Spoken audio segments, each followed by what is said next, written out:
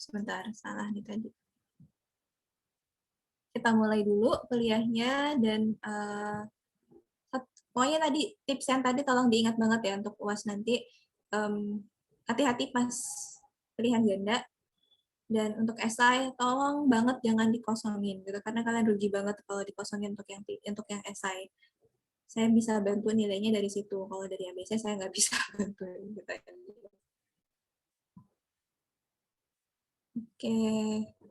Oke. Nah, hari ini kita akan belajar tentang inferensial untuk 2 sampel. Nah, sebenarnya inferensial 2 sampel ini apa? Itu sebenarnya sama kayak yang kemarin kita pelajari. Ini sebenarnya sama kayak di perkuliahan sebelumnya, uji hipotesis pada dasarnya. Tapi uji hipotesisnya itu untuk 2 populasi. Kalau yang kemarin kan satu populasi ya, misalnya apa kemarin misalnya ada yang ingat nggak, dan bisa ngasih contoh? Sambil kita mengingat kembali nih. Mohon maaf Bu, apa Bu? Ya. Kalau boleh diulang.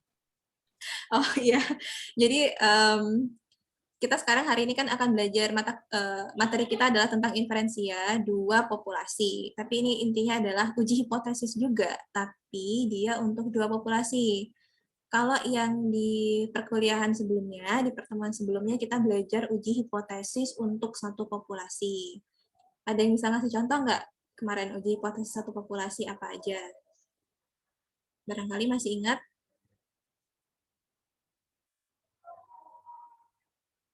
Ayo, udah dilupain semua ya nih, habis UTS ya. Ya ampun, udah di-erase, udah di-clean. Atau mungkin dari soalan yang pernah kalian ingat, yang udah pernah kalian kerjakan. Kayak binomial itu bukan sih Bu? Atau bukannya? Itu peluang. Uji hipotesis, Oh, misalnya gini. Jadi yang tuh, meningkatkan kelahiran laki-laki. ya itu juga bisa. Jadi ini nih sebenarnya judulnya memang agak menggetarkan jiwa ya, tapi pada dasarnya ini adalah uji hipotesis 2 populasi. Bentar, saya coba coret-coret dulu, aktifkan mode coret-coretnya bentar. Jadi ini sebenarnya uji hipotesis yang melibatkan 2 populasi. Kalau yang kalian pelajari kemarin apa? Satu populasi, misalnya, apakah iya rata-rata berat badan besar dari 65 kilo, misalnya. Apakah iya rata-rata UTS, misalnya besar dari 80. Gitu-gitu aja kan. Jadi kan kalian hanya berbicara tentang satu populasi. Nah, kalau yang sekarang kita akan belajar tentang 2 populasi. Kita lihat ya contohnya ya. Nah, ini. Kalau satu populasi kemarin kan misalnya hipotesisnya berbunyi misalnya mu rata-rata dari kasus harian COVID di Indonesia adalah 1.000. Nah, kemudian H1-nya COVID-nya itu kurang dari 1.000. Atau misalnya standar deviasi dari UTS itu sama dengan 10. H1-nya tidak sama dengan 10. Nah, kalau 2 populasi gimana? Nah, kita uji hipotesis untuk 2 populasi ketika kita sudah membandingkan 2 grup yang berbeda. Jadi kita punya 2 grup. Misalnya kalau kayak ini kan satu grup nih, kasus COVID di Indonesia. Ini juga cuma UTS nilai UTS saja. Nah, kalau untuk 2 populasi, misalnya gini kasusnya. Kita ingin membandingkan proporsi pasien COVID after vaksin dengan sebelum vaksin. Jadi ini ceritanya kita membayangkan ada 2 kelompok berbeda yang mau kita bandingkan, mau kita uji itu ada 2 kelompok yang berbeda. Yang pertama adalah kelompok yang belum divaksin, yang kedua adalah kelompok yang sudah divaksin. Nah, terus contoh lainnya, misalnya biasanya uji 2 populasi ini dipakai ketika kita ingin melakukan tes tentang efektivitas atau tentang apakah ada treatment, apakah ada perubahan perilaku jika kita beri treatment yang berbeda, misalnya seperti itu di lab-lab biasanya kayak gitu ya. Contohnya lagi nih misalnya ada 2 kelas yang dijadikan percobaan, kelas A sama kelas B. Yang kelas A ini sering dikasih tugas, yang kelas B jarang dikasih tugas. Nah, kemudian kita uji hipotesis, apakah nanti kalau dia dikasih ujian, nilai si A ini lebih tinggi dari si B. Nah, itu adalah uji hipotesis 2 populasi. Jadi biasanya dia untuk komparasi 2 kelompok yang berbeda. Contohnya lagi kalau di dunia nyata ya, misalnya dunia kesehatan itu juga ada uji hipotesisnya. Jadi misalnya tadi udah contohin juga yang COVID-19, terus juga biasanya dipakai ketika uji efektivitas obat itu juga bisa gitu. Jadi apakah orang yang diberi obat A lebih cepat sembuh dibandingkan orang yang diberi obat B misalnya. Atau juga kalau di dunia marketing itu ada misalnya kayak di Tokopedia atau Shopee mereka ada yang namanya A&B test. Ini biasanya uji untuk tampilan website. Jadi pernah nggak kalian mengalami ketika melihat website suatu situs itu dia punya dua tampilan yang berbeda pada waktu yang sama. Jadi misalnya ketika kalian buka dengan komputer di rumah dia beda, ketika dibuka dengan laptop dia beda lagi. Nah, itu misalnya mereka lagi menjalankan A/B test namanya. A/B test itu untuk melihat user itu lebih engage, customer lebih suka tampilan website yang mana, yang pertama, yang A atau yang B ya gitu. Nah, itu juga pakai uji hipotesis dua populasi biasanya. Biar kalian merasa bahwa ini gampang, saya cukup sampaikan saja bahwa semua langkah-langkah melakukan uji hipotesisnya sama persis dengan di materi tentang uji hipotesis satu populasi. Jadi semua langkah-langkahnya sama persis, cuma nanti ada modifikasi sedikit di nilai tes statistiknya. Ada yang masih ingat apa itu tes statistik? Nah, ini juga perlu nih saya tanya lagi nih, jangan-jangan udah pada lupa. Ada p-value, ada critical value, ada alpha, ada tes statistik. Nah, ini apa aja sih sebenarnya? Coba siapa yang mau jawab? Saya panggil aja lah ya. Dandi. Iya, Bu. Dandi mana Dandi berada? Dandi mana di mana? Aku saya nggak lihat wajahnya nih, bentar. Oke, silakan Dandi. Gimana, Bu, tadi, Bu? Tuh, Dandi. Ini Dandi. Kita kan mau belajar tentang uji hipotesis dua populasi. Sebenarnya dia itu sama persis kok dengan uji hipotesis satu populasi. Bedanya di mana? Bedanya cuma nanti di rumus penghitungan tes statistiknya.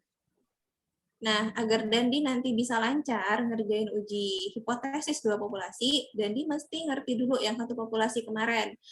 Ingat kan ya, kita pernah berbicara tentang p-value, critical value, alpha, dan tes statistik. Coba ceritain dong, Dandi, 4 ini apa aja? Kalau p-value-nya itu, p-value ya tadi, Bu, ya? Itu menentukan probabilitas dari Z, hitung dan membandingkan dengan signifikan levelnya, Bu. Sama Oke. apa tadi? Ada alpha ya, Bu? Ini ada critical value, ada alpha, ada tes statistik. Nah, Itu masing-masing apa aja sih? Kalau alpha itu peluang error yang bisa ditolerir.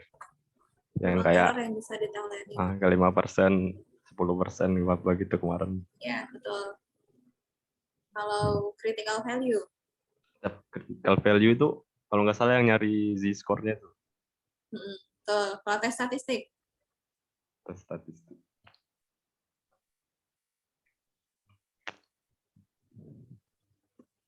Yang tes statistik saya agak lupa, Bu. Tes statistik itu yang dihitung itu z-score-nya. Jadi gini, biar ingat lagi ya. Jadi biasanya di soal yang pertama kali kalian tahu, yang pasti kalian tahu adalah alfa. Dikasih tahu alfanya berapa. Nah, dari alfa ini kalian bisa menentukan critical value. Jadi misalnya alfa 0,05 dan dia adalah normal Z, berarti critical value-nya adalah berapa? Misalnya 1,65 ya, kalau 1,645 ya, kalau nggak salah. Kayak gitu. Nah, kalau tes statistik ini adalah yang kalian hitung pakai rumus. Kalau masih ingat rumusnya kemarin ada yang X bar min mu per sigma ini kalau misalnya uji rata-rata dengan sigma diketahui yang kayak gini. Kemudian p-value adalah peluang dari z-score ini. Dianggap ini adalah z-score ya. Tapi ini adalah peluangnya adalah namanya p-value kayak gitu. Nah, ketika ingin membuat keputusan, berarti tinggal dibandingkan saja. Either kalian mau bandingkan p-value versus alpha atau critical value versus test statistik. Ini sama aja. Nah, itu ya. Mudah-mudahan jadi ingat lagi. Gitu ya, Dandi ya. Mudah-mudahan Dandi ingat lagi. Baik, Bu. Terima kasih, Bu. Oke. Ya, oke. Nah, berikutnya juga saya pengen tahu, apakah kalian masih ingat tentang langkah-langkah melakukan uji hipotesis. Ini penting nih, agar nanti bisa cepat tune in. Saya mau tanya sama Aulia Rizky. Iya, Bu. Masih ingat Aulia Rizky, pertama kali kita ngapain dulu? Itu Coba ya, sebentar saya hapus dulu sebentar. Eraser dulu, biar kita bisa coret-coret di bawah sini dengan lebih leluasa. Oh ya, kalian ada kuliah nggak sesi 2? ada, Bu. Ada, Bu. Ada.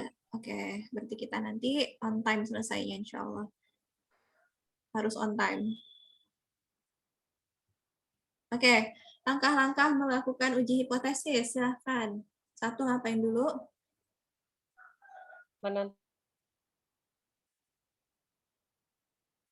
Suaranya hilang. Menentukan klaim gitu, Bu, atau yang metode yang p-value method kayak gitu. Menurut kamu aja, ngapain dulu pertama kali? Let's say kamu dikasih soal. Terus, ngapain dulu nih ya dengan uji hipotesisnya? Menentukan klaimnya dulu, Bu. Klaimnya dulu ya, H0, H1, oke. Terus apa lagi? Terus setelah diketahui baru ini. Kan udah diketahui, nanti tinggal mau pakai metode yang mana gitu, Bu, merumuskan hipotesis nolnya gitu. Oke, kamu mesti tahu dulu alfanya, cek dulu alfanya. Oke, terus apa lagi tadi? Untuk mengetahui metode mana yang mau dipakai, apa yang mesti kamu identifikasi? Menentukan statistik uji yang tepat, Bu. Iya, betul. Agar kamu tahu misalnya, oh saya harus pakainya Z, oh saya harus pakainya T. Apa yang mesti kamu lihat di dalam soal atau di dalam kasus? Kalau nanti kamu di dunia kerja kan yang dihadapi kasus ya, bukan soal-soal lagi. Apa yang mesti kamu perhatikan di dalam kasus yang kamu punya?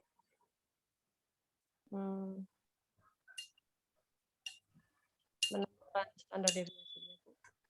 Standar deviasinya gimana?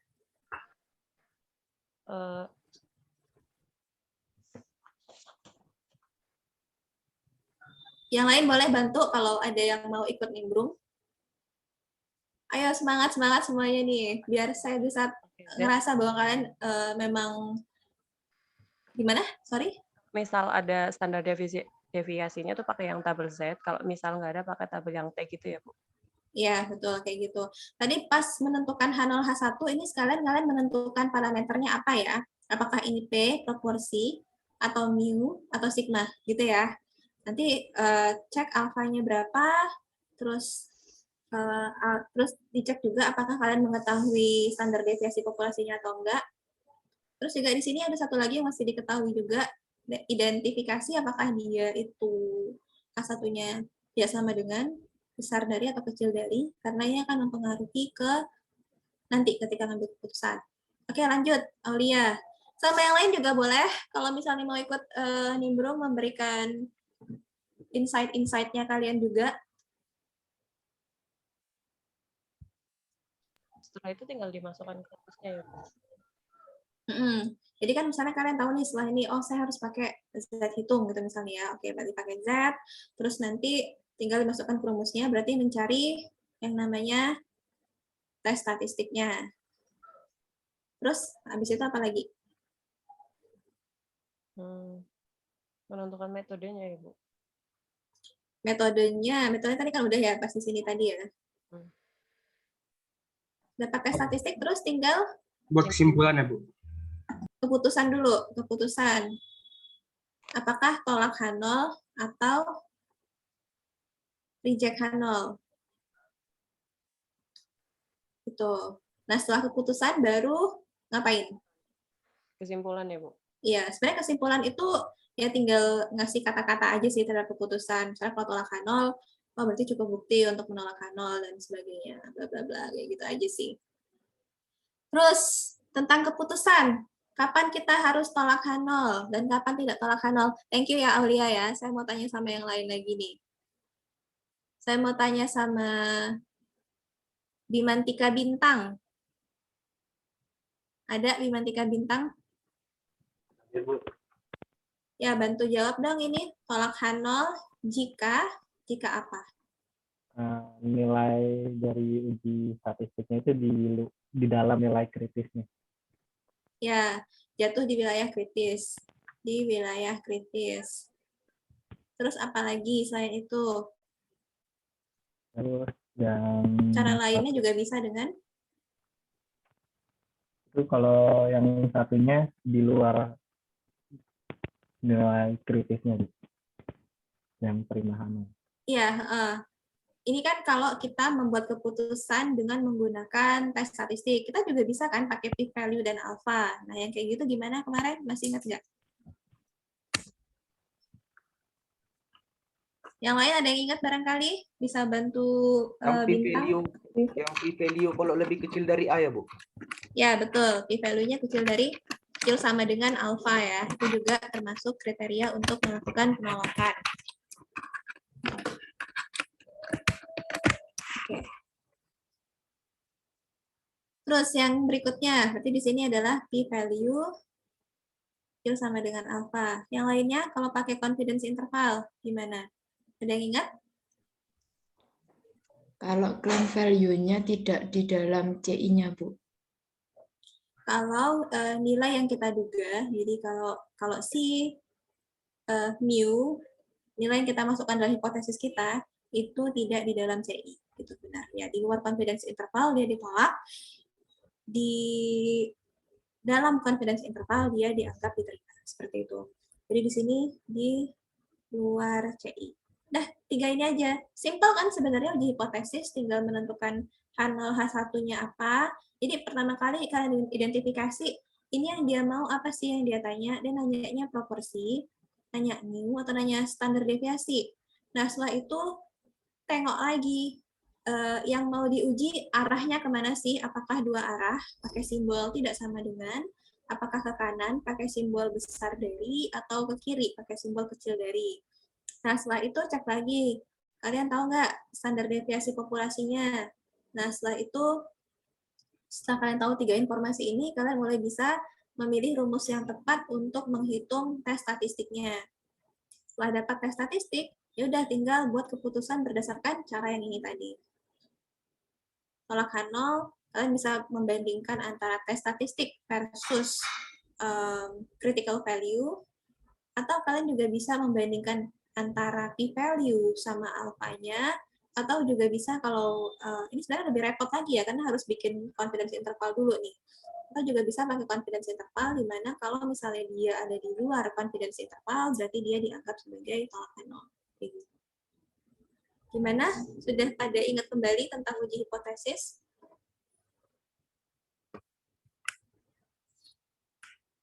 Atau kembali bingung? Yang tadinya udah tenang setelah 2 minggu libur, 3 minggu ya libur ya. 3 minggu libur terus sekarang kembali trauma lagi. Udah kembali ingat? Lumayan, Bu. Lumayan ingat, Bu. Oke, udah amnesianya mulai memudar ya. Udah kembali mulai mendapatkan sense-nya. Oke. Sekarang kita masuk ke slide berikutnya. Nah, terus dalam uji hipotesis 2 populasi ini ada yang disebut dengan independen, sampel yang independen, ada yang dependent.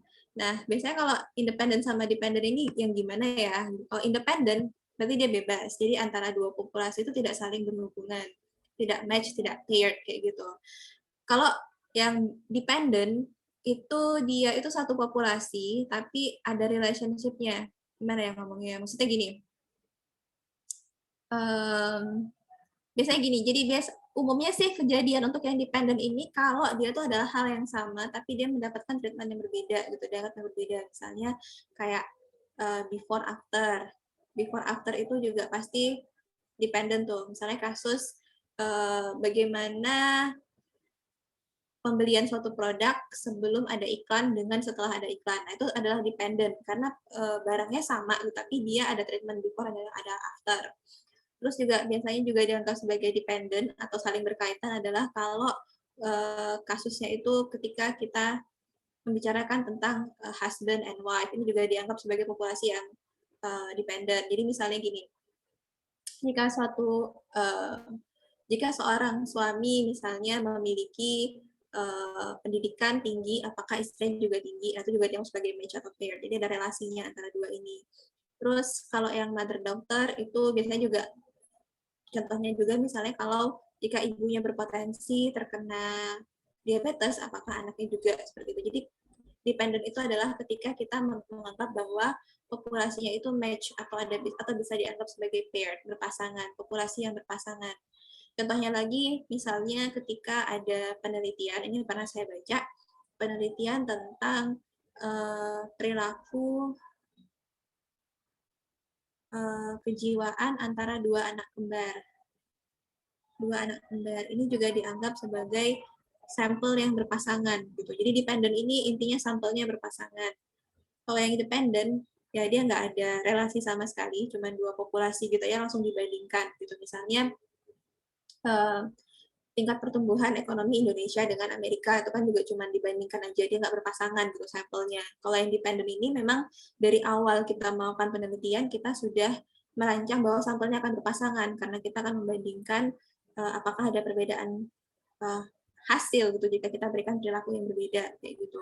Nah, di sini kalau contohnya kayak kasus penelitian terhadap anak kembar itu ingin melihat apakah jika dua orang anak kembar yang lahir dari rahim yang sama dari sel telur yang sama kurang lebih seperti itu, dia juga akan memiliki perilaku kejiwaan yang sama jika kita berikan treatment-treatment yang mungkin sedikit berbeda kayak gitu. Itu contohnya. Nanti kita lihat contohnya aja ya nanti ya yang pas kasus gitu. Karena biasanya karena pas kita baca kayak gini mungkin kalian akan berpikir, oh ya ngerti kok independen apa, oh ya ngerti kok dependen apa. Terus pas ketemu soal kayak yang Akris bilang tadi, langsung kayak dari dunia lain, ini apa ya gitu, jadi bingung sendiri kayak yang tadi diceritain sama Akris gitu. Nah itu solusinya adalah banyak-banyak lihat-lihat contoh soal sih, jadi nanti muncul sense acknowledging-nya untuk tahu, oh ini kayaknya soalnya seperti ini nih solusinya. Nah terus ini step-nya, step untuk uji hipotesis. Tadi udah kita bahas bersama ya, ini sama persis kayak di uji hipotesis satu populasi. Jadi sama persis langkah-langkahnya tadi yang kita bahas, kita bisa langsung skip ke slide berikutnya. Nah, bedanya cuma di sini. Jadi langkahnya itu sama persis semuanya, bedanya cuma di rumus untuk melakukan penghitungan P statistik sama di hipotesisnya sedikit berbeda sedikit. Sedikit berbeda sedikit, agak perlu. Jadi gini, intinya tuh kalau di uji satu populasi, ini kira-kira kemarin gimana uji hipotesisnya, bentuk hipotesisnya? Coba saya tanya sama Cynthia. Kalau yang satu populasi itu kalau nggak salah, misal H0 sama dengan berapa gitu Bu, atau H0 sama dengan P gitu Bu. Terus H0 P sama dengan P 0 sama gitu dengan, ya. iya. Atau bisa juga kalau kita ada angka tertentu bisa juga P sama dengan misalnya 12 kayak gitu. H1-nya berarti apa di sini? H1 kurang dari atau lebih dari bisa atau gini. tidak sama dengan. Ya, betul. Kayak gitu. Nah, kalau di dua populasi, kita modif nih H0 sama H1-nya. Jadi kayak gini. Jadi instead of P1 sama dengan suatu angka, kita hipotesisnya adalah P1 sama dengan P2.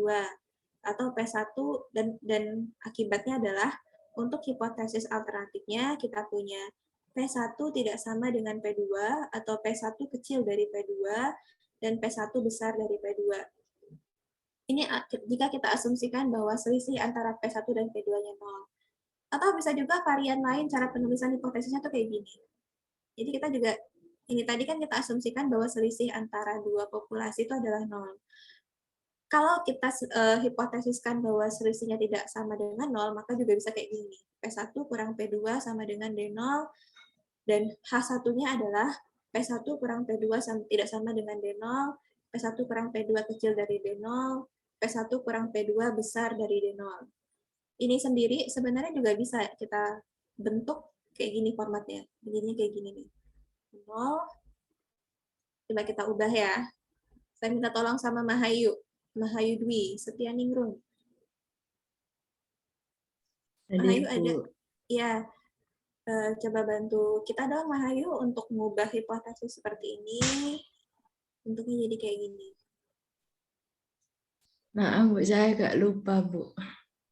Oh, cuman ngubah aja kok. Jadi kan ini P1 sama dengan P2. Terus kita ubah jadi kayak gini.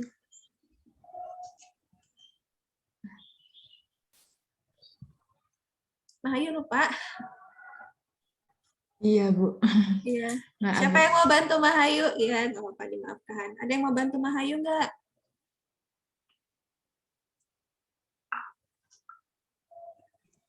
Saya boleh, Bu. Siapa? Nggak kelihatan. Panji. Panji, ya silakan Panji. Itu kan H0 kan kalau yang di atas kan asumsinya P1 min P2 sama dengan 0. Kemudian asumsi yang di bawah P1 min P2 sama dengan D. Untuk yang H0 itu kan berarti P1 min P2 sama dengan D0. Berarti di sini sama dengan 0. Ya, sama dengan 0. Iya. Terus untuk yang A1-nya. satu yang tidak sama dengan, itu kan berarti nilainya nanti tinggal berapapun nilainya itu tidak sama dengan 0. Yang Iya, P1 min P2. kayak gini. Terus? Kemudian yang di bawahnya itu kan ada asumsi P1 kurang dari P2. Berarti P1 dikurangi P2 itu kurang dari 0. Atau Iya. Kayak gini. nah, Berikutnya? kemudian yang satunya P1 kan lebih besar dari P2. Berarti P1 min P2 itu lebih besar dari 0. Ya, betul. Kayak gitu. Jadi, makasih ya Panji ya. Jadi itu cuman, apa ya namanya ya, variasi cara kalian menulis hipotesis saja. Jadi nggak usah bingung dengan itu. Saya ulang lagi ya, biar kalian mungkin bisa lebih meresapi lagi. Makasih banyak ya Panji tadi ya. Kita ingat lagi ya untuk satu populasi kemarin. Itu kan H0-nya gini, P sama dengan 0. Maka H1-nya adalah, saya coba tanya sama Salwa. Salwa bantu melengkapi P1-nya, H1-nya maksudnya. Bisa P kurang dari 0, P lebih besar daripada 0, atau P tidak sama dengan 0. Ya, ini untuk satu populasi ya. Thank you, Salwa. Sekarang kalau kita mau pakai dua populasi, bisa jadikan dua populasi. Sekarang kita jadiin dua populasi ya. Maka sekarang kita tidak hanya punya P doang, kita punya P1 dan P2. P1 dan P2.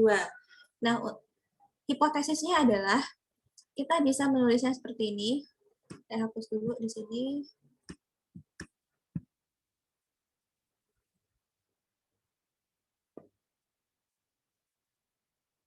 Oke. Yang pertama, kalian bisa menulisnya seperti ini. P1 sama dengan P2. P1 tidak sama dengan P2 untuk hipotesis alternatifnya. Atau kalau dia satu arah, berarti P1 besar dari P2. Atau P1 kecil dari P2. Nah, ini bisa juga dimodif jadi gini nih.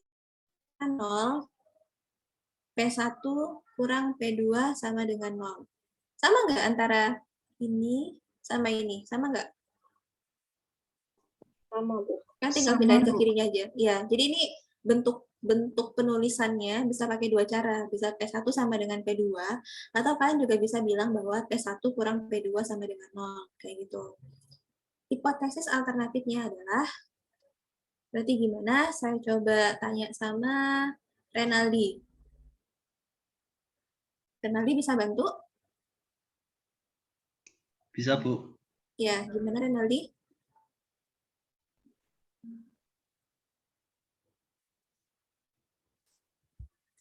P1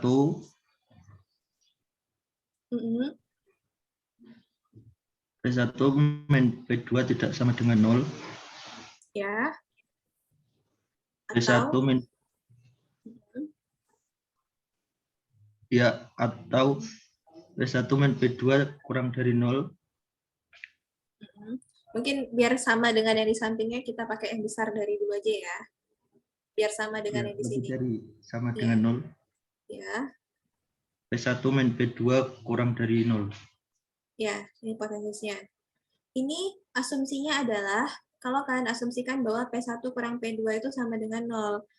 Nah, gimana kalau misalnya asumsinya tidak sama dengan 0? Jadi asumsinya P1 kurang P2 itu adalah certain numbers gitu. Misalnya 20 atau 25. Ya kalau misalnya seperti itu kasusnya, tinggal diganti aja di sini jadi misalnya 25 gitu misalnya.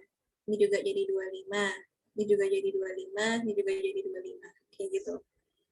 Biasanya kalau asumsi untuk P1 jika kalian asumsikan bahwa selisih antara P1 dan P2 tidak sama dengan 0, lebih prefer pakai metode penulisan hipotesis yang kayak gini ya. Kayak gini modelnya. Gitu. Paham sampai di sini semuanya? Paham ya? Oke, sepertinya ada yang mengangguk-angguk sih, jadi udah anggap aja paham. Oke, sekarang saya hapus lagi ini.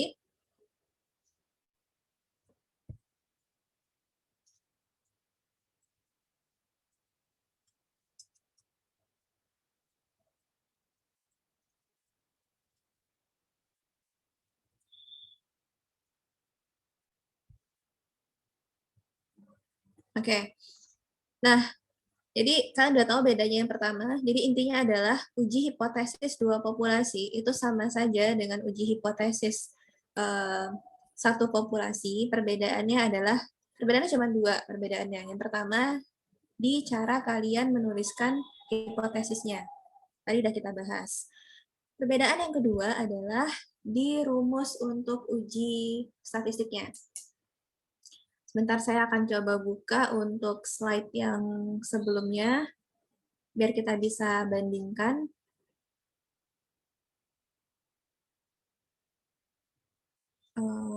Sebentar.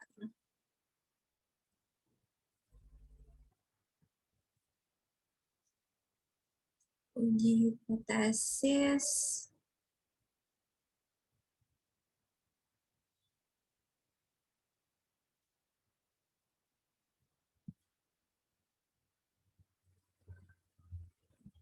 Bukan ini, salah. Sebentar ya, saya cari dulu.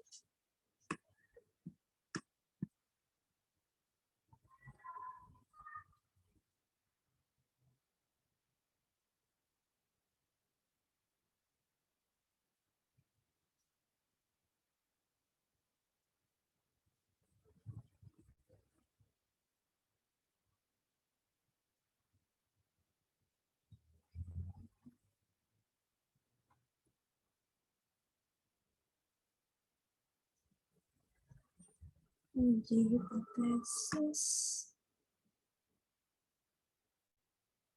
Nah, ini.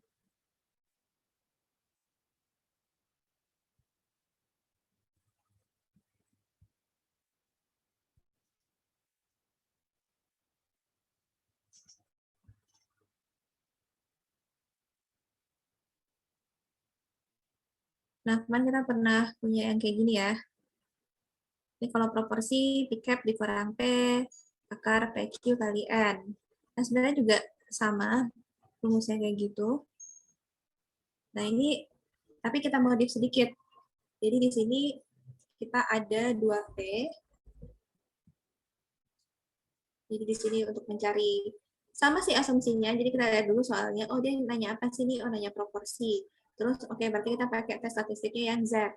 Nah, di sini untuk mencari Z statistiknya adalah P cap 1 dikurangi P cap 2 dikurangi P1 kurang P2 dibagi akar dari P bar Q bar dibagi N1 tambah P bar Q bar dibagi N2. Oh ya, saya mau tanya.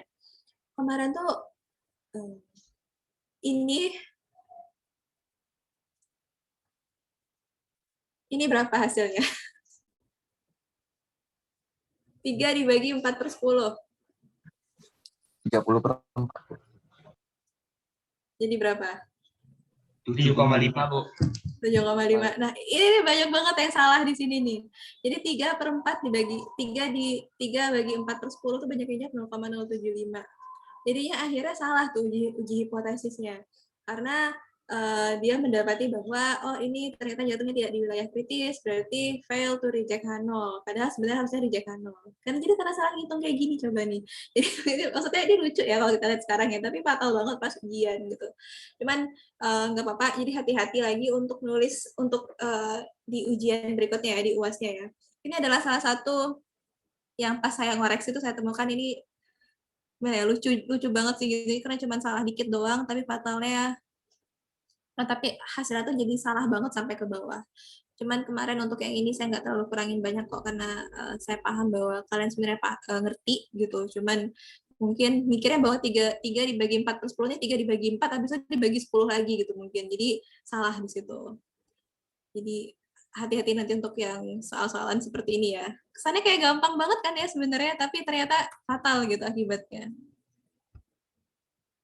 Nah, sama kayak gini, ke uji hipotesis kita yang sekarang, gitu. Rumusnya adalah seperti ini, P cap dikurangi P2 tadi. Nah, terus P cap 1 itu apa sih? Nah, ini adalah X1 dibagi N1. Terus kalau P cap 2 adalah X2 dibagi N2. Jadi ini kita punya populasi kan ya, populasi 1 dan populasi 2. Ini kan ada N1 nih, jumlah sampel, jumlah populasinya, jumlah anggota di dalam populasi ini. P2 ini juga punya N2, yaitu jumlah anggota di dalam populasinya. Kemudian nanti kita X1 ini adalah jumlah yang memenuhi kriteria tertentu. Karena ingat ya, kalau proporsi itu kan kita ngomongin misalnya dari 100 orang yang merokok adalah 30 misalnya, berarti di sini adalah X1-nya 30 kayak gitu. Terus kita lihat lagi di kota sebelah ada berapa yang merokok, berarti X2-nya adalah jumlah itu pula gitu. Terus di sini P-bar itu adalah rata-rata dari semuanya, dari semua populasi. Jadi X1 ditambah X2 dibagi N1 per N2. Nah, terus Q cap-nya adalah 1 dikurangi P cap. Ini sama aja sih sebenarnya, nanti kalau dapat ini tinggal dibandingkan aja. Kita langsung ke contoh soal ya, biar kalian tidak mengawang-awang melihat rumus-rumus yang tambah jelimet ini. Siapa yang ngerasa ini rumusnya lebih jelimet daripada yang kemarin? Tapi kalau misalnya udah ada cheat sheet itu atau kertas contekan, harusnya lebih cepat ya. Oke, kita contohnya nih. Jadi ini ceritanya, ada penelitian yang ingin membandingkan fatalities gitu, jadi korban jiwa dari mobil yang dilengkapi dengan kantong udara airbags, jadi kalau tabrakan kantong udaranya muncul, sama mobil yang tidak pakai airbags.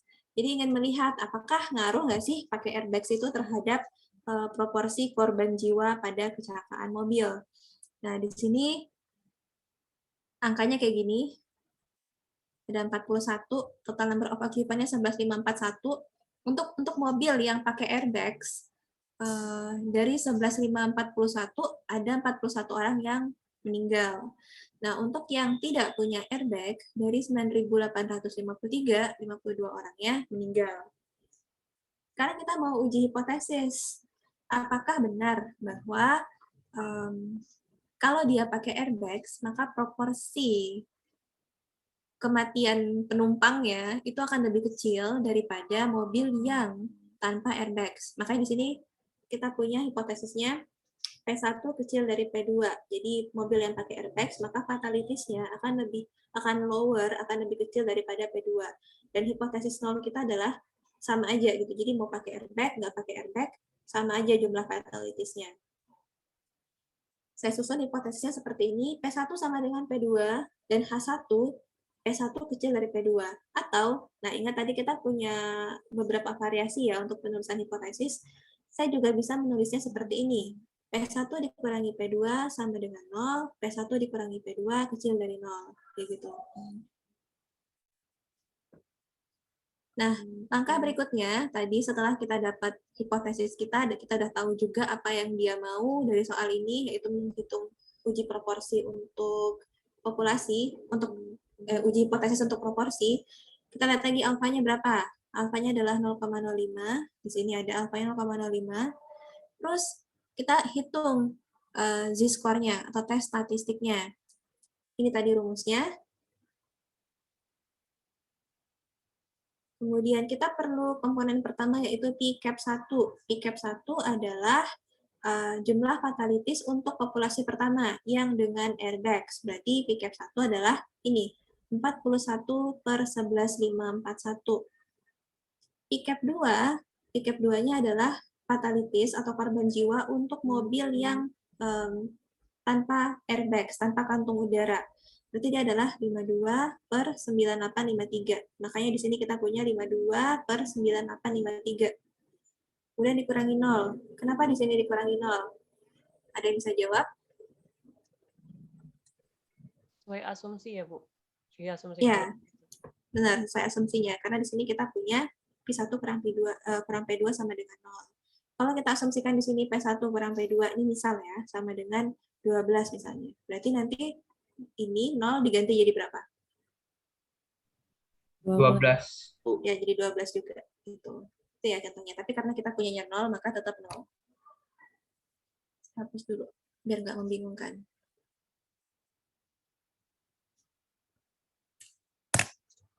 Oke. Nah, sekarang kita lanjut ke penyebutnya. Tadi pembilang udah beres, sekarang nyari penyebutnya. Penyebutnya adalah akar dari P bar dikali Q bar dibagi N1. P bar ini adalah rata-rata dari kedua populasi. Jadi kita jumlahin X1 dan X2 dibagi N1 dan N2. Ini saya rasa cukup intuitif ya rumusnya ya. Jadi 41 ditambah 52 ini ditambah ini dibagi dengan 11.541 ditambah 9853. Jadi kita mau cari tahu berapa sih yang total yang meninggal dari kedua jenis mobil tadi. Kemudian kita dapat P bar-nya adalah 0,004347. Nah, dapat P bar, otomatis dapat Q bar kan ya, karena Q bar itu adalah 1 dikurangi P bar. Ini adalah Q bar-nya, kemudian dibagi dengan N1. N1-nya adalah, N1 ini apa? N1 adalah apa? Total sampel. Total number. Ya, total sampel untuk populasi 1, yaitu berapa jumlahnya? 11.541. Ya, kalau untuk yang di sini, perhatikan ya bahwa sama ini, 0,0437, 99563, ini juga sama, karena ini sama-sama P bar, Q bar, dan pembaginya aja yang beda. Di sini kita pakai 9853. Kenapa 9853? Kenapa 9853? Total sampel yang kedua. Karena N2, Bu. N2, Ya, Bu. betul N2.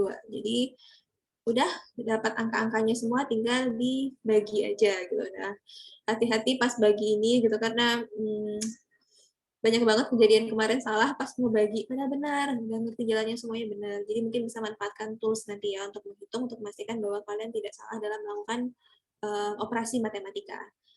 Dapatlah kita Z-nya min 1,91.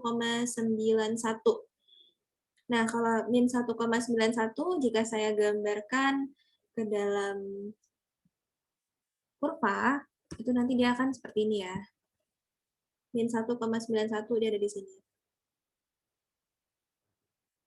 Nah, terus wilayah tolak H0-nya ada di mana? Coba saya mau tanya sama Naufal.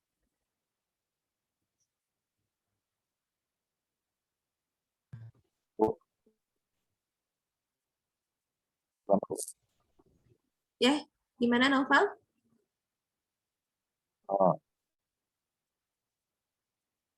Kan mas satu, berarti cari peluangnya yang di sebelah kirinya, Bu. Kenapa di sebelah kirinya? Karena dia itu minus, Bu. Karena dia minus, kurang tepat alasannya. Ada yang mau bantu Naufal untuk menjelaskan alasan kenapa daerah tolak H0-nya ada di sebelah kiri?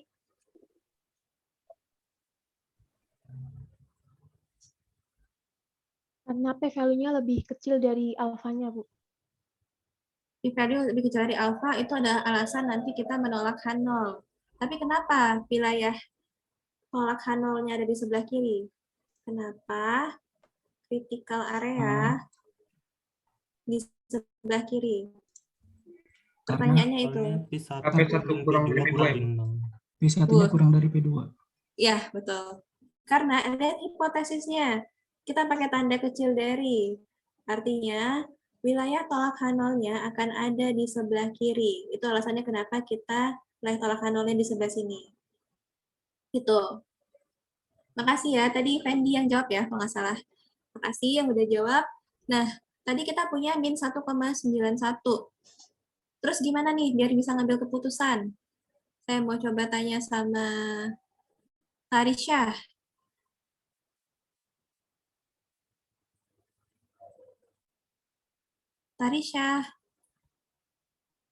Tarisha ada? Sudah Izin, hilangkah Bu, kamu? Farsa. Ya.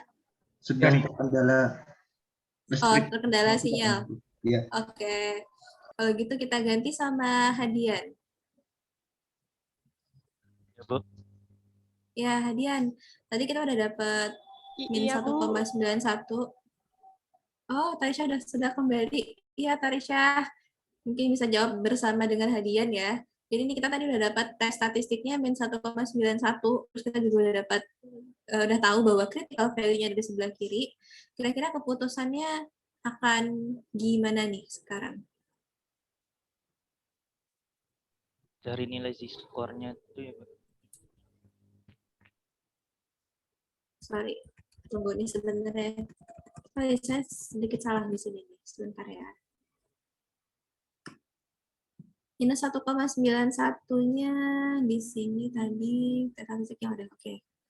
Ya, Z-score-nya tadi dapatnya berapa tadi, Hadian? Ya, lo itu kan 0,028. Ah, itu p-value. Tadi kita dapat Z-score, min 1,91. Langkah berikutnya, agar kita bisa ambil keputusan adalah kita cari peluangnya berapa nih, gitu, dengan nilai Z minus 1,91. Berapa dapatnya Hadian, kira-kira? Masih ingat nggak Hadian cara mencari peluang dari distribusi normal? Ya, dapatnya berapa? Kalian bisa pakai Excel juga. Mana? Ada function yang namanya normdist.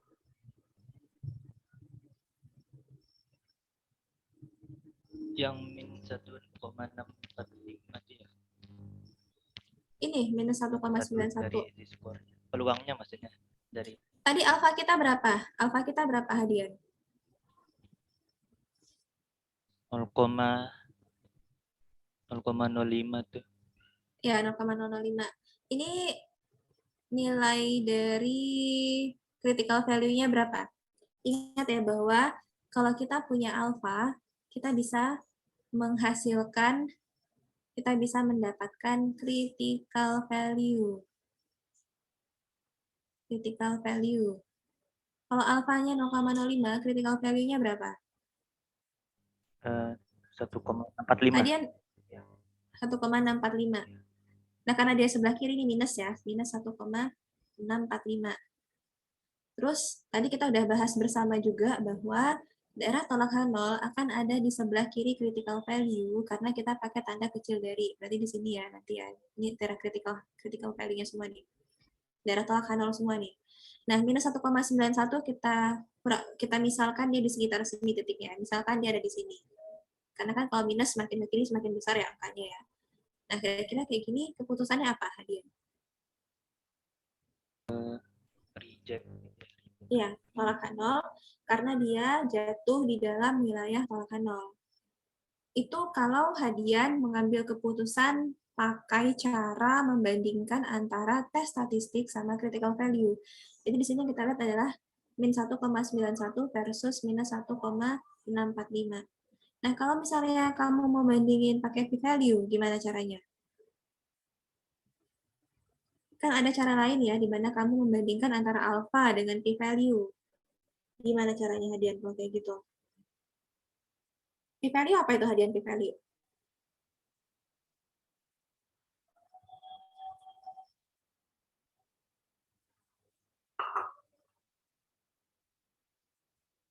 Hadian? Oh, masih ada di sana? Masih. Nilai itunya, Bu. Nilai peluang terjadinya gitu. Peluang dari yang mana? Yang tes.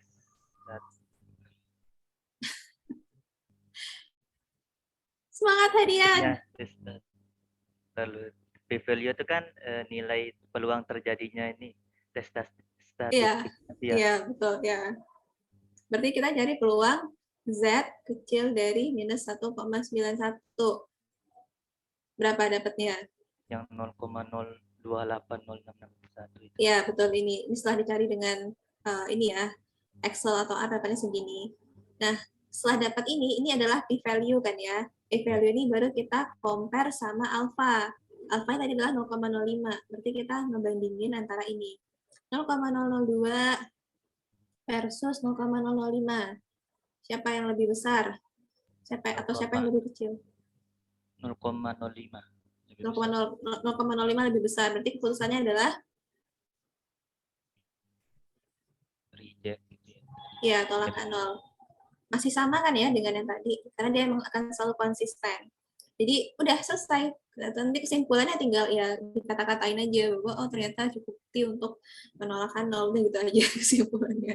Intinya adalah sampai di keputusan, intinya adalah kamu dapat dulu tes statistiknya, kamu tahu berapa p-value-nya dan kamu bandingin sama alpha. Atau dapat tes statistiknya, kamu cari critical value dari si alpha, dalam hal ini 0,05, berarti critical value-nya adalah minus 1,645, ambil keputusan, itu bahwa oh dia tolakan 0 nih, ya udah tolakan 0, keputusannya, kesimpulannya nanti cukup bukti untuk melakukan tolakan 0, kayak gitu aja. Gampang kan ya? Hadian, gampang nggak Hadian? Ulah gampang. Hadian masih semangat ya nih? Masih. Masih ya, masih tetap optimis ya buat nanti di UAS ya? Optimis. Ya, oke. Semangat ya Hadian ya. Nah, kayak gitu. Gampang kan ya? Jadi bisa kalian lihat bahwa langkah-langkahnya sama persis dengan uji hipotesis satu populasi. Perbedaan hanya terletak pada cara kalian menuliskan hipotesisnya di sini dan rumus uji statistiknya, rumus dari tes statistiknya. Udah di dua itu aja bedanya. Selebihnya sama, bahkan untuk menentukan keputusan pun sama. Ininya rule-nya. Jadi kalau dia p-value kecil dari alpha, tolakan 0, atau kalau dia jatuh di wilayah kritis, dia tolakan 0 juga, kayak gitu. Jadi jangan dilupakan dulu ya pelajaran yang sebelum UTS karena masih kepake nih, terutama yang untuk uji hipotesis dan cara mencari peluang untuk normal dan T, kayak gitu. T yang T chi-square juga masih dipakai, F juga masih dipakai. Jadi jangan dihapus dulu yang kemarin. Kalau ada yang udah terlanjur di replace, mungkin bisa di-retrieve lagi nanti ya, biar inget lagi nih. Ini interpretasinya sama sih kayak tadi ya sebenarnya ya.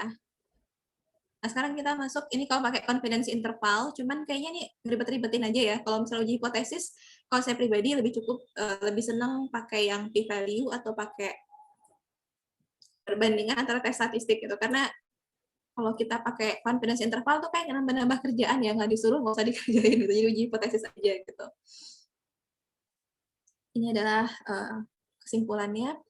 Nah, contoh kedua lagi nih. Contoh kedua, sorry. Ini contoh keduanya. Sekarang kita mau uji hipotesis dua populasi. Nah, coba dibaca dulu soalnya. Sebentar.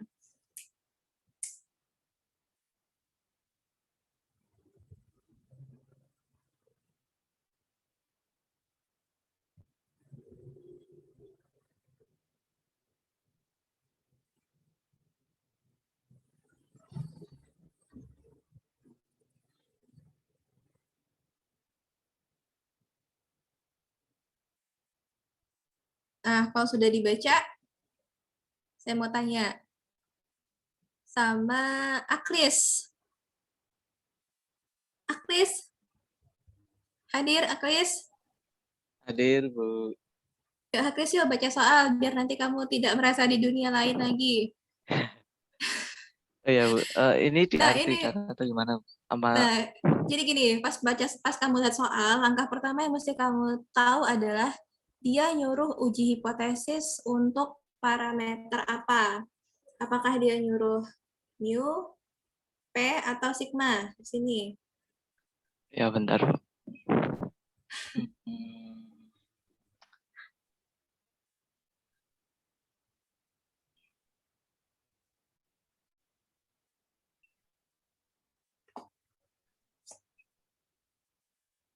Oh, itu mu ya, Bu? Itu udah ada H0 mu sama ada mu doang. Ya, ini pura-puranya kamu jangan lihat contekan dulu. Kalau baca soal itu, ini belajar untuk bisa membedah kasus. Jadi kamu ngerti yang disuruh nih sebenarnya apa sih parameternya. Terus ya pokoknya membedah dulu deh untuk tahu apa yang mesti kamu lakukan berikutnya. Langkah pertama adalah kamu mesti tahu dulu, ini yang disuruh uji apa nih? Apakah kamu disuruh uji proporsi, mu atau sigma? Jangan ada contekan dulu ya, pura-puranya Iya. contekan di bawah tuh nggak ada gitu. Aduh, nggak ada ini. Ini mu, berarti kan dia tuh nyuruh di soal tuh untuk apa ya? Kalau diartikan tuh berapa pria dan wanita tuh berbicara rata-rata apa ya? Yang dia ucapkan gitu, Bu. Kalau ini kan laki-laki. Ya, di mana Laki-laki. pada soal yang menunjukkan bahwa kita harus nyari rata-rata di sini. Ini Bu, yang ditebelin tuh, Bu. Min Ya, number of. betul. Yang ini ya. Nah, di sini dia minta tolong kita untuk uji hipotesis. Apakah rata-rata yang diomongin sama laki-laki dan perempuan tuh sama gitu jumlah katanya. Oke, berarti kamu dapat kuncinya, kamu harus nyari uji hipotesis yang mu gitu. Untuk yang mu. Nah, terus ingat lagi ya bahwa kalau untuk mu itu kan kita lihat-lihat lagi ya kasusnya ya. Apakah sigma populasi diketahui atau tidak.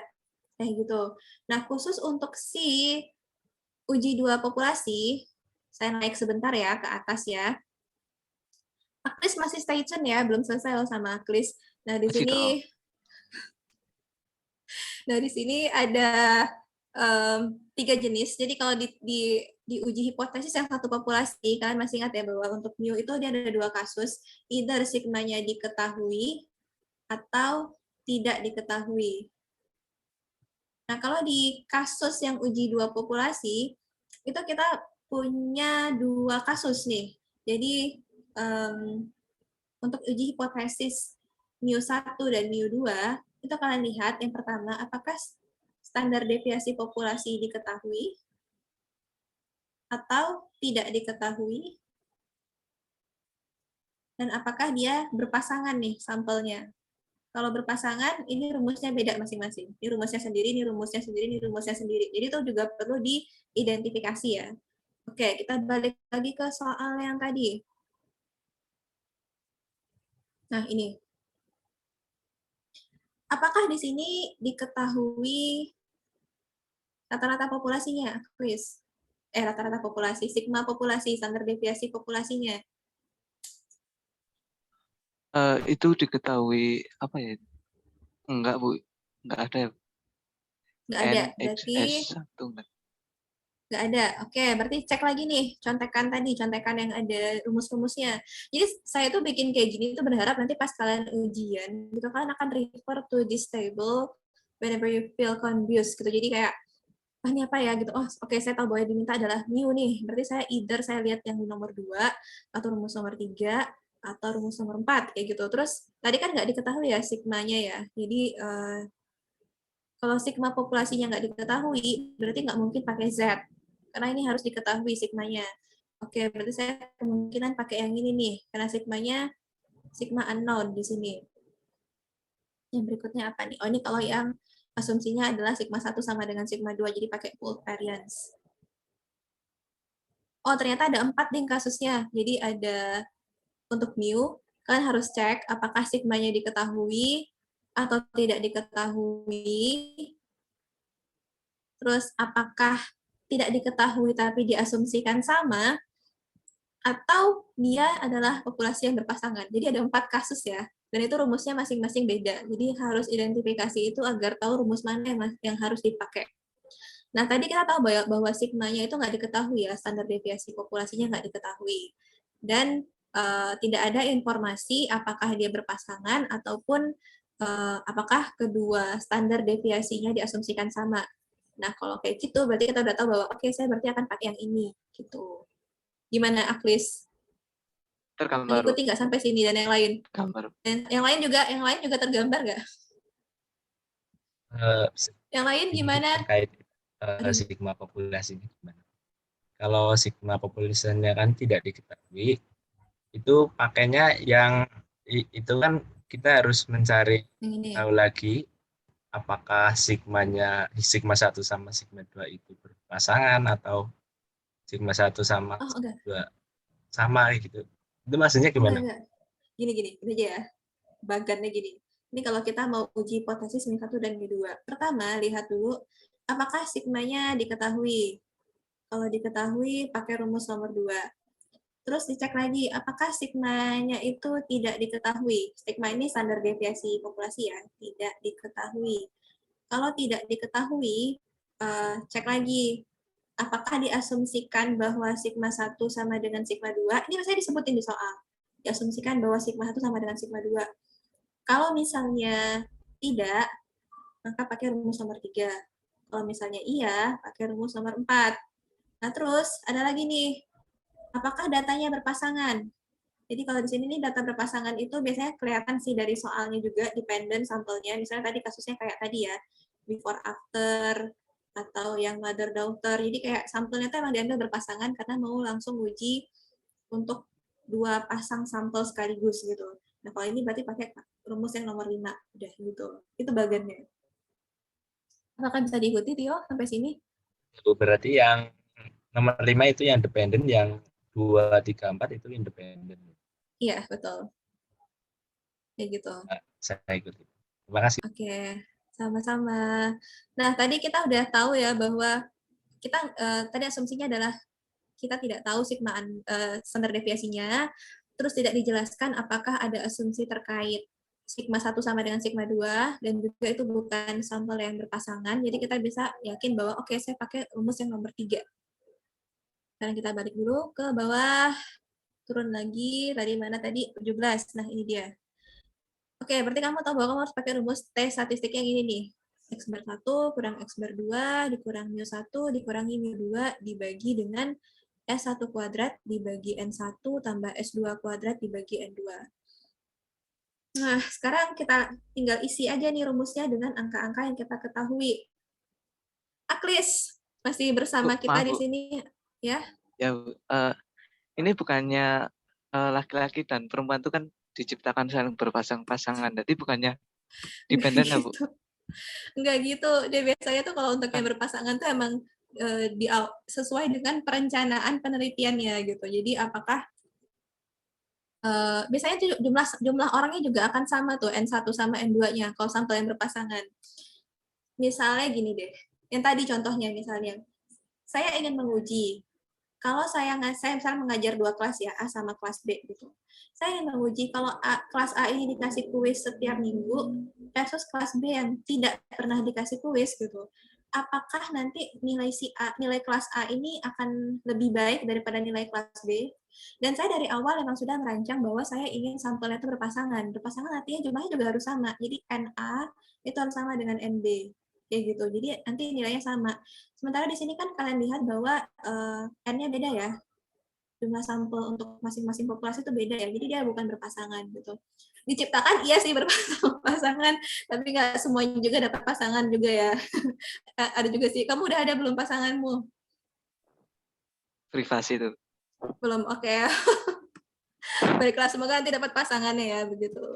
Tapi diciptakan emang iya berpasang-pasangan, tapi dalam konteks ini kita berbicara tentang penelitian. Jadi biasanya kalau kita mengambil sampel berpasangan itu artinya dari awal kita sudah punya visi bahwa saya mau melakukan uji untuk 2 objek yang dia berpasangan gitu, yang pair. Jadi kita bisa bandingin setiap elemen di A versus elemen di B kayak gitu. Oh, paham berarti ya? kalau N1 sama N2 itu sama jumlahnya, berarti itu kemungkinan berpasangan dependen gitu ya, Iya. Bu? Kemungkinan Terus berpasangan. kalau Tapi nanti walaupun dilihat lagi ya cerita kasusnya gimana.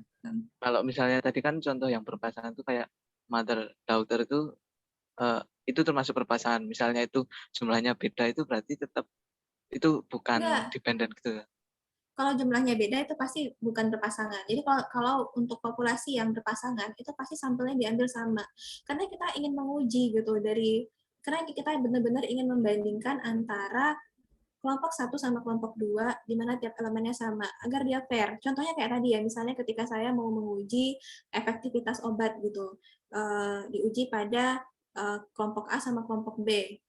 Misalnya kelompok A ini kategori umur let's say 30 tahun ke atas. Kelompok B adalah umur 30 tahun ke bawah. Saya ingin tahu obat ini lebih efektif di kelompok umur yang berapa.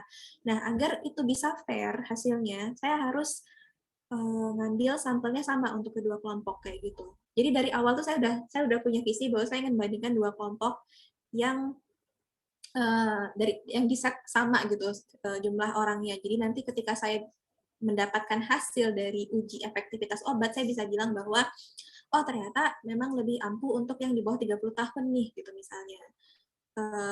Dan saya fair gitu karena kedua kelompok itu jumlahnya sama kayak gitu. Kalau misalnya saya banyakin di kelompok umur tua misalnya, nanti ketika saya bilang mengklaim, saya tidak bisa mengklaim bahwa obat saya lebih bagus di kelompok yang tua karena ternyata emang lebih banyak yang tua kan saya ambil sebagai sampel gitu. Jadi dari awal di perancangan penelitiannya sudah ditetapkan bahwa saya mau ambil sampel yang berpasangan kayak gitu. Jadi tidak harus selalu kalau mother daughter itu berpasangan, enggak juga. Nanti kamu harus baca lagi lebih detail di kasus soalnya. Baik, Bu. Paham, Oke. makasih. Iya, sama-sama. Aku Ya. cuma mau konfirmasi, Bu. Berarti Bu, kalau untuk berpasangan itu N-nya itu wajib sama dulu gitu pertama. Iya, wajib sama, iya. Oh iya, Bu. Oke, kan. Iya, silakan. Berarti tadi sampel yang independen sama dependen itu dia ngaruhnya cuma ke untuk rumus di rata-rata ini aja, Bu, atau ada yang lain? Rumus di tes statistiknya. Iya, jadi perbedaan sampel independen dan non-independen itu nanti ngaruhnya di tes statistiknya, rumusnya. Karena untuk masing-masing kriteria itu rumusnya ada sendiri-sendiri tadi. Ya, Dan ngaruhnya di sini. Kita bisa tahu dia dependen atau independen, misal kita nggak bisa nangkep nih dari kasusnya dia dependen atau independen, tapi kita bisa tahu kayak misalnya dia sigmanya, kalau sigmanya diketahui, sigma tidak diketahui gitu, nanti dia jadinya independen gitu, Bu.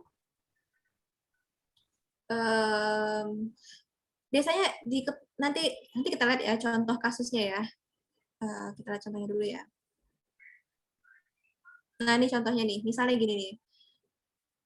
Ini untuk kasus yang dependen nih. Jadi di sini kita bisa lihat bahwa di sini ceritanya adalah kita membandingkan berat badan sebelum suatu treatment. Jadi di sini orangnya sama, tapi dia diukur 2 kali. Yang satu di bulan April, yang satunya lagi di bulan September. Nah, kita ingin lihat apakah ada perbedaan antara berat mereka di 2 waktu yang berbeda itu gitu. Nah, ini adalah kasus yang dependen. Jadi intinya gini, kasus yang dependen itu mostly nanti bentuk yang sering terjadi ya, yang sering jadi contoh kasus ya, itu kalau dia before after seringnya. Atau kayak yang tadi sih, intinya adalah kunci pertamanya dia itu biasanya jumlah sampelnya pasti sama tuh antara 2 populasi, karena kita emang membandingin one gitu kan, satu-satu gitu. Jadi before after, setelah itu nanti dia apalagi ya kasus yang lain ya. Misalnya dari yang tadi sih kayak efektivitas obat gitu, kita mau menguji pada kedua kelompok umur ini gitu, apakah ada perbedaan atau tidak. Jadi dia itu mungkin gini kali ya, nanti kita akan coba untuk telusuri lebih jauh ya, tapi langkah pertama yang kamu harus tanamkan kalau kamu mau tahu apakah dia dependen atau enggak adalah dari jumlah sampelnya. Jumlah sampelnya pasti akan sama gitu. Tapi tidak selalu sih jumlah sampel yang sama itu menandakan bahwa dia dependen, nanti harus dibaca lagi kasusnya gimana, apakah dia menunjukkan sesuatu yang saling berkaitan. Yang pasti kalau yang before after, kasus tentang before after itu pasti berkaitan, karena dia orang yang sama, di measure 2 kali kayak gitu. Itu pasti adalah kasus yang dependen. Gimana Salma, apakah menjawab pertanyaannya? Bisa dipahami, Bu. Terima kasih. Oke, sama-sama. Nah, kita lanjut dulu ya. Tadi ini belum selesai nih si Aklis. Aklis, lanjut Aklis. Oh, belum. Oh iya. Iya, ini tadi belum kelar Aklis. Nah, terus habis itu kan udah tahu rumusnya nih. Tinggal dimasukin X bar 1. X bar 1-nya berapa? Itu yang 15.668. Ini ke sini. X bar 2-nya? Yang sebelahnya 16.000. Oke, terus dikurangi berapa? Dikurangi 0. Ini 1 kurangi 2-nya adalah 0 ya. Kenapa 0? Ya, karena asumsi itu H0 kan, itu kalau digeser H2-nya ke kiri berarti mu 1 dikurangi mu 2 sama dengan 0. Iya, karena asumsinya ini benar, sini 0. Dibagi dengan akar dari 8632,5 dapat dari mana? Yang ini S1. Ya. Ini adalah standar deviasi dari populasi pertama, gitu, dari pria berarti. Yang kedua, ini juga sini. Terus N1 sama N2-nya tinggal ngambil juga diketahui dari soal ya. 186 sin 210. Kemudian tinggal dibagi aja deh gitu. Jadi dapatnya adalah minus 0,676. Minus 0,676. Kita gambarkan. Kira-kira minus itu pasti sebelah kiri ya. Terus gimana lagi Aklis berikutnya? Tergantung metodenya, Bu. Kalau mau pakai yang p-value atau traditional value itu. Ya, Di sini karena kita pakainya dua arah ya, dua arah, ingat bahwa alfanya harus dibagi dua di sini. Jadi nanti di sini kalau kamu mau pakai metode yang mana? karena dikuncinya p-value jadi p-value aja. Ya oke, boleh. Di sini kita cari berapa sih peluang untuk T, di mana T-nya adalah minus 0,676, 185. Nah, di sini kenapa kita pakai 185? Ini apa nih, Akris? Tahu nggak? Itu yang DF, yang apa dikurangi 1 gitu nggak sih, Bu? N-nya Iya. dikurangi 1. Kenapa 185 yang kita pakai? Iya nggak sih, Bu? Iya, degree of freedom. Nah, itu. Iya, kenapa kita pakainya 185? Coba lihat kayaknya di soal itu. Ini jawabannya. Oh, smallest. Ya, the smallest antara kedua. Jadi kita lihat di sini yang paling kecil yang mana? Yang mana sih tadi? Slide 17 ya. Oke. Di sini kan yang lebih kecil adalah 186 kan? 186 versus 210. Berarti degree of freedom-nya adalah kita pakai yang ini. Sehingga degree of freedom kita adalah 185. Dapatnya adalah 0,2499424. Terus untuk p-value-nya itu adalah 2 kali wilayah ini. Karena dia setengah ya. Kalau misalnya kita pakai dua arah itu kan dia setengah-setengah gitu ya. Jadi untuk kalau uji hipotesisnya, untuk menghitung p-value kita harus kaliin 2. 2 dikali 0,244, 0,4998. Dan ini kalau kita bandingkan dengan alfa, lebih besar atau lebih kecil nih daripada 0,05? Lebih besar, Bu. Lebih besar. Berarti dia adalah fail to reject H0. Kayak gitu. Ya. Kalau misalnya kalian mau pakai, ini kalau pakai p-value ya, kalau pakai p-value berarti dikalikan 2 peluangnya. Tapi kalau kalian mau pakai tes statistik versus apa? Tadi kan p-value versus alpha. Kalau yang kedua tuh berarti ya critical value. Nah, critical value-nya ini adalah critical value dari alpha per 2. Karena dia setengah dan setengah. Kayak gitu, biar sama. Kayak gitu. Paham ya? Sama kok nih dengan yang di uji hipotesis yang sebelumnya. Ibu maaf, boleh tolong jelasin ulang yang dikali 2 tadi, Bu? Ya, jadi yang dikali 2 itu, karena gini, kalau kita pakai dua arah, dia kan ada 2 ya, critical value-nya. Setengah di sini, setengah di kiri, setengah di kanan. Kalau kita pakai kalau kita mau mengambil keputusan dengan menggunakan tes statistik versus critical value, maka critical value yang kita pakai adalah harus alpha per 2. Jadi kita cari kalau T dari 0,025 berapa nih? Kan karena alfa 0,05, berarti alfa per 2-nya adalah 0,025. T dari 0,025 berapa ya? Jika DF-nya 185. Nah, nanti let's say misalnya dapatnya berapa ya? Ada yang mau bantu nyari nggak? Coba kita cari dulu ya. Ada yang mau bantu nyari barangkali? Coba saya cari dulu.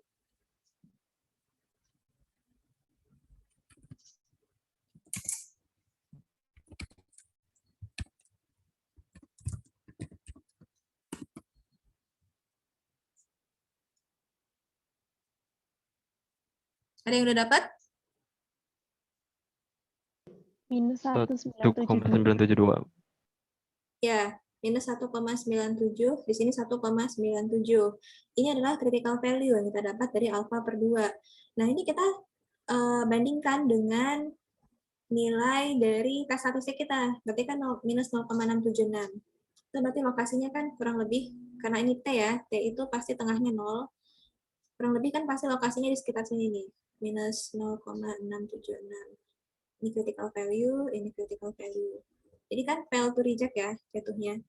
Nah, tapi kalau kamu pakai metode yang p-value versus alpha, nah itu p-value nanti harus dikaliin 2. Karena gini, karena ketika kita, karena kan sebenarnya dia emang ada 2 kan wilayah kritisnya gitu. Jadi kalau misalnya kita dapetin 0,676, peluangnya berapa, terus dikaliin 2 untuk menyeimbangkan yang ini.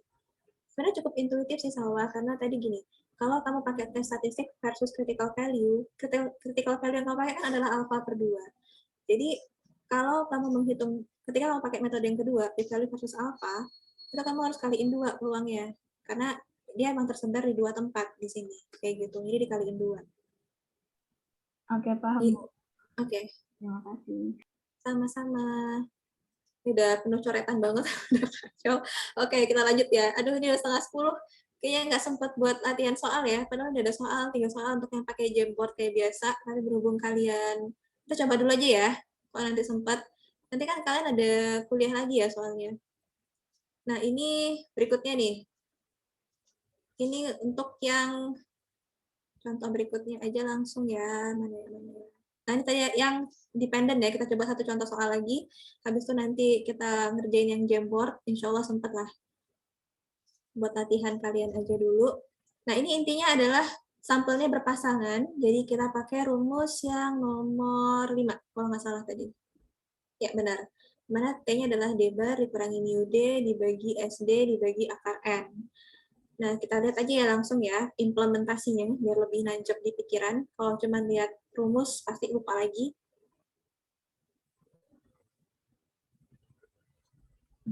Ini tadi. Oke, ini adalah hipotesisnya. Terus kita mau, ini intinya adalah kita mau menguji hipotesis antara berat orang pada bulan April dengan berat orang pada bulan September gitu. Nah, terus di sini kita cari tes statistiknya, D bar dikurangi mu D, dapatnya 0,186. Kemudian kita mau ambil keputusan dengan menggunakan metode p-value versus alpha. Nah, berapa p-value-nya? Kalau untuk distribusi T 0,186 dengan N-nya adalah, berapa ini N-nya? 5. Ini berapa? Nah, ini ya. N1-nya berapa? 5. N2-nya? N2-nya berapa? Oke, 5 juga. Ya, karena sama-sama 5 ya. Jadi dia berpasangan. Ini terbukti bahwa kalau dia berpasangan, jumlah sampelnya pasti akan sama untuk kedua-duanya. Sehingga kita punya DF-nya adalah 5/1 sama dengan 4. Maka di sini kita pakai 0,186,4. Terus kita cari peluangnya, dapatlah 0,5629518. Terus cari tes statistiknya, twice the area of the right center. Tunggu, mana sih tadi? Nah ini, 2 dikali 1 kurang peluang ini, dapatlah 0,861494. Nah, karena p-value-nya besar dari alpha, maka dia adalah fail to reject K0. Ini kan kasusnya, jadi dia tes statistiknya twice the area of the right center. Karena kita dapat 0,186. 0,186 itu, coba di sini lihat, kebaca nggak sih ini? Atau kalian bisa lihat di slide kalian ya. Jika tes statistiknya itu jatuh di sebelah kanannya dari center, maka p-value-nya adalah 2 kali area ini. Nah, area ini kan adalah 1 dikurangi ini kan? Paham nggak maksudnya ini? Jadi ini PT 0,186,4 itu adalah wilayah ini. Kalau kalian baca tabel ataupun kalian menggunakan rumus Excel maupun R, itu kan by default dia pakai lower tail kan ya, lower tailnya true. Artinya dia ngambil dari ujung kiri banget sampai ke titik di mana uji statistik kita berada. Otomatis kalau saya mau nyari luas yang ini, itu kan adalah 1 dikurangi luas yang ini. Bisa dipahami nggak? Bisa, Bu. Saudara-saudara, oke. Dapat segini, dan dikalikan 2. Kalikan 2 karena dia adalah 2 arah tadi ya, masih berhubungan sama pertanyaannya Salwa tadi. Dapat p-value-nya adalah 0,8614964. Kita bandingkan sama alpha, hasilnya adalah fail to reject K0 di sini. Jadi gagal untuk menolak K0. Jadi kita gagal untuk menolak K0. Jadi kita bisa tetap pede dengan klaim bahwa mu D-nya sama dengan 0. Jadi nggak ada perbedaan tuh antara berat badan orang pada bulan April dengan berat badan orang pada bulan September. Itu contoh untuk yang berpasangan. Ini masih ada contoh lain sebenarnya untuk uji terhadap standar deviasi, tapi saya ingin minta kalian untuk baca sendiri karena tidak cukup waktunya. Ini mungkin kita kerjakan dulu aja ya.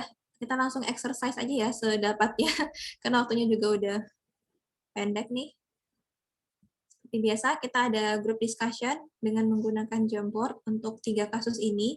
Jadi nanti saya akan bagi kalian ke dalam 3 kelas, ke dalam 3 breakout rooms. Nanti begitu saya buka breakout rooms-nya langsung mengerjakan ya. Saya akan buat dulu Jamboard-nya.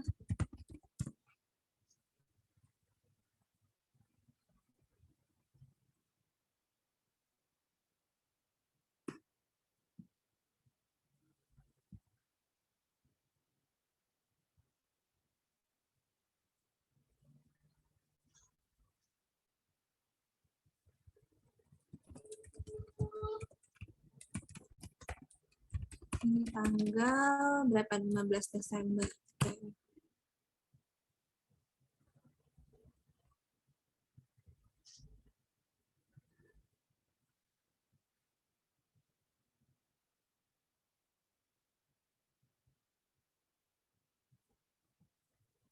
Dikerjakan dengan sebaik-baiknya, sebisanya kalian.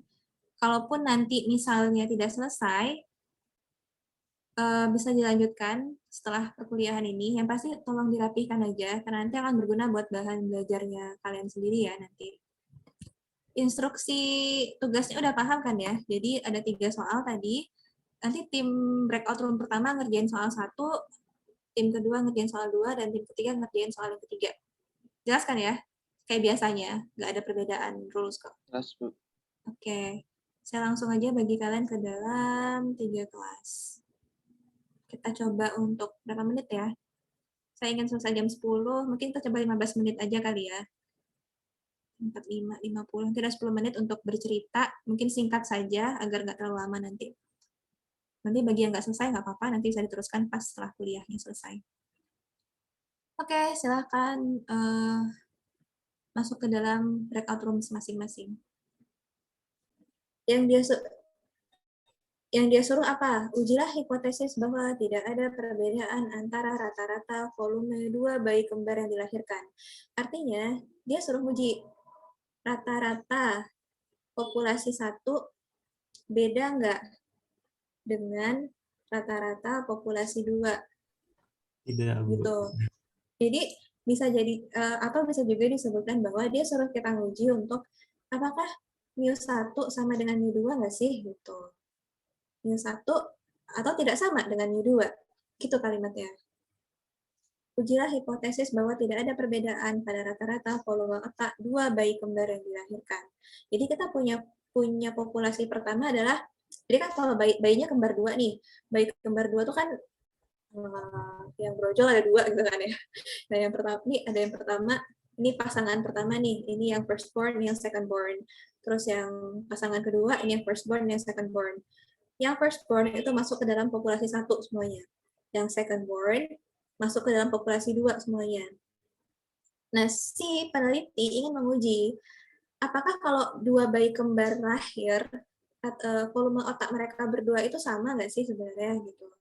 Nah, tapi kalau menguji hanya pada 1 pasang bayi kembar, nggak valid dong hasilnya. Misalnya cuma 1 bayi, kita nggak mungkin ngambil kesimpulan. Sehingga dia mengambil sampel 10 pasang bayi kembar di sini. Nah, yang brojol pertama itu masuk kelompok 1, yang brojol kedua masuk kelompok 2 di sini.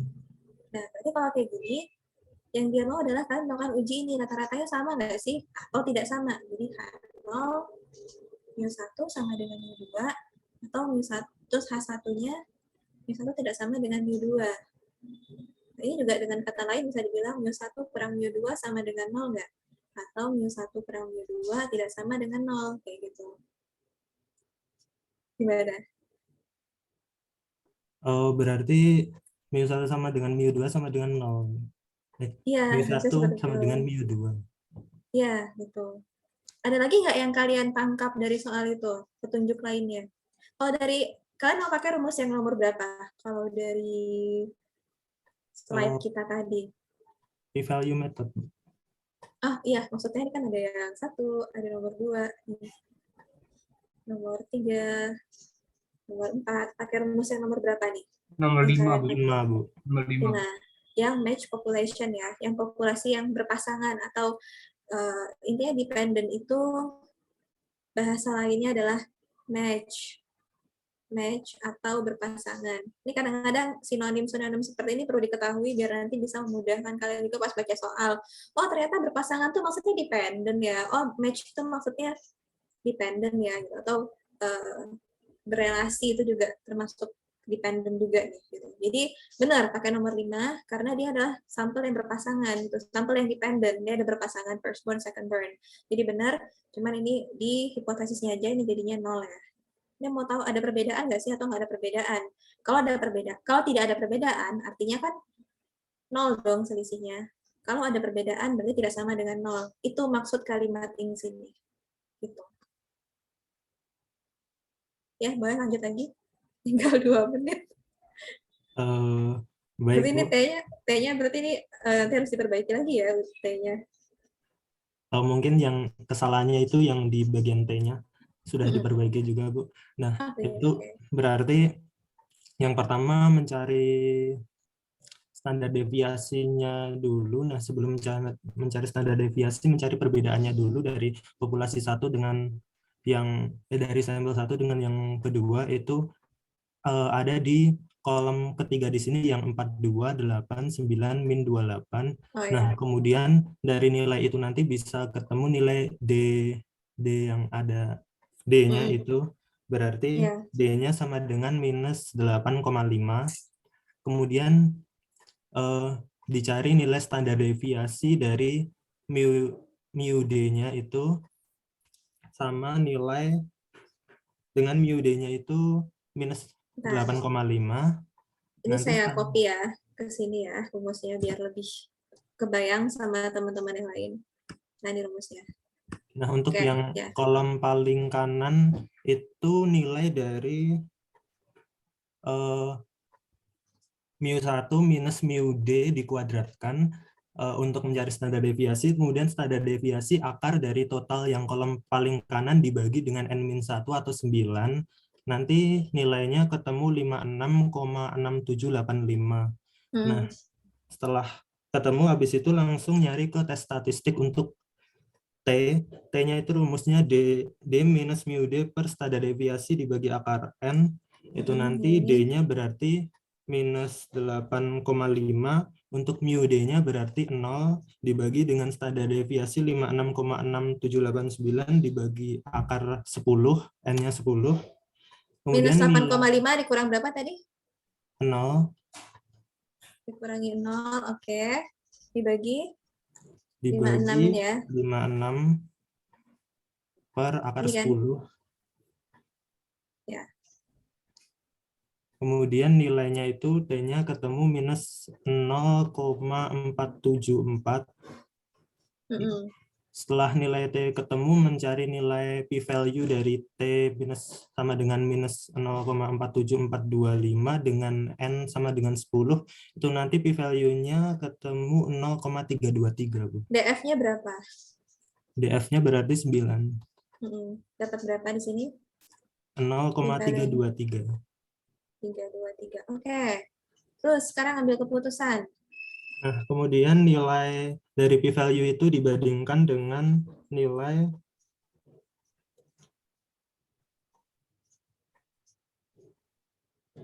Ih, 0,323 versus sama versus alfa ya. Alfanya berapa? Disebutin nggak sih di sini tidak ada. Oke, kita anggap aja 0,05 ya. Sorry ya, ketinggalan nih. Anggap aja alfanya 0,05. Baik, karena alfanya 0,05, jika dibandingkan berarti p-value lebih dari alfa, hasilnya jadi fail to reject H0. Oke, fail to reject ya. Oke, good job. Benar jawabannya. Tadi udah paham, cuman tadi sedikit kepleset di ini ya, hipotesis ya. But overall it's a very good job. Thank you Fendi dan tim dan semuanya di balik layar. Silahkan tepuk tangan buat diri kalian sendiri. Good job, thank you. Kita lanjut ke tim 2 ya. Kita mungkin cepat aja nih karena kalian tentu butuh waktu untuk istirahat ya nanti ya buat jeda ke kuliah berikutnya. Tim 2 silahkan. Siapakah yang mau menjadi volunteer? Kalau bisa sih volunteernya jangan orang yang itu-itu aja ya, biar saya juga kenal kalian, biar saya juga tahu bahwa oke, kalian adalah orang yang aktif nih pas di kelas gitu. Saya juga tahu bahwa kalian sebenarnya paham, cuman mungkin tidak beruntung pas ujian gitu kayak gitu. Ada Bimantika Bintang, Dandi, Giovanni, Breri, Horas, Jody, Palah, Panji, Patricia, sama Sofa. Ayo, Izin, Bu. coba. Tadi belum kelar ngerjainnya, cuman saya coba. Tapi kayaknya salah hitung deh, Bu, nih. Gak apa-apa, ceritakan aja yang kamu tahu, tapi nanti setelah ini bisa dirapihkan lagi ya. Biar nanti kalian bisa pakai buat jadi bahan belajar juga nanti menjelang ujian. Oh ya, oke Bu. Jadi yang di nomor 2 ini, survei untuk menentukan efektivitas penggunaan kelambu. Jadi kami asumsinya ini pakai proporsi, Bu. Yang Betul. Ya, betul. Itu diketahui N1-nya 343, X1-nya 15, N2 294, X2-nya 27. Jadi asumsinya P1-nya itu malaria dengan kelambu, yang P2-nya malaria tanpa kelambu. Untuk H0-nya P1 min P2 sama dengan 0. Untuk H1-nya P1 min P2 kurang dari 0 karena yang ditanya klaim yang menyatakan bahwa malaria akan turun dengan penggunaan kelambu. Kemudian signifikan levelnya 0,01. Jadi P-nya dicari hasilnya 0,065934. Untuk Q-nya 1 min P 0,93406. Untuk Z-nya pakai rumus yang nomor 1 itu ketemunya min 1,07. Jadi untuk cari Z-score-nya lihat yang min 1,07 ketemu p-value-nya 0,1423. Karena 0,1423 lebih dari 0,01 jadi fail to reject H0. Oke, tadi dapat Z-nya minus 1,0743. Ini baru Z-nya kan ya? Iya. P-value-nya adalah ini 0,1423. Iya. Oke. Ini benar pakai Z, benar karena ada proporsi pakai Z. Ini P-value-nya adalah ini dibandingkan sama 0,01, benar fail to reject H0. Oke, good job. Thank you Patricia. Ya, terima kasih Bu. Saya nggak ngecek hasil hitungannya ya, nanti mungkin kamu bisa benerin lagi, biar nanti bisa jadi bahan acuan belajar juga, tapi secara langkah-langkah dan apa yang kamu sebutkan tadi itu benar. Nanti untuk ketelitian penghitungannya silahkan dicek lagi aja. Baik, Bu. Oke. Oh ya, teman-teman yang lain, yang bukan timnya pun, itu juga ikut bertanggung jawab ya untuk kebenaran jawaban di sini ya, gitu. Karena nanti kalian juga yang akan mendapatkan benefitnya nanti, untuk belajar nanti ya. Oke, thank you. Langsung ke tim 3. Tim 3 ada siapa ini? Di sini ada Aunur, Cynthia. Siapa lagi ya? Aunur, Cynthia, Disa, Naufal, Nur Arifah, Renaldi, Rizky, Tarisha, sama Rifki Miftah.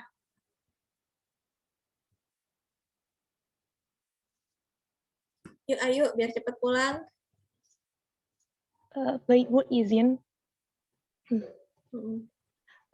Itu disebutkan kan Bu, H0-nya, disebutkan bahwa survei dilakukan untuk membandingkan kadar nikotin dalam darah orang yang tidak merokok, tapi sehari-hari terekspos asap rokok dengan orang yang tidak merokok dan tidak terekspos asap rokok. Di situ disebutkan bahwa yang merokok itu kadar nikotinnya lebih tinggi daripada yang tidak merokok. Berarti H0-nya sigma 1 kuadratnya lebih tinggi daripada sigma 2 kuadrat. Kemudian yang satunya sigma 1 kuadrat kurang dari sigma 2 kuadrat. Karena ini tidak mengandung equality, maka original claim-nya dia 1. Sebentar. First step. Langkah pertama yang harus kamu tahu, dia nyuruh kamu untuk uji hipotesis apa? Apakah standar deviasi, Bu? Sigma. Tahu dari mana? Di situ disebutkan varian populasi yang sama. Ini adalah hal yang diketahui.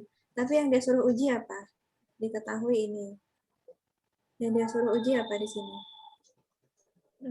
Di kalimat ini. Ujilah klaim yang menyatakan bahwa rata-rata, Bu.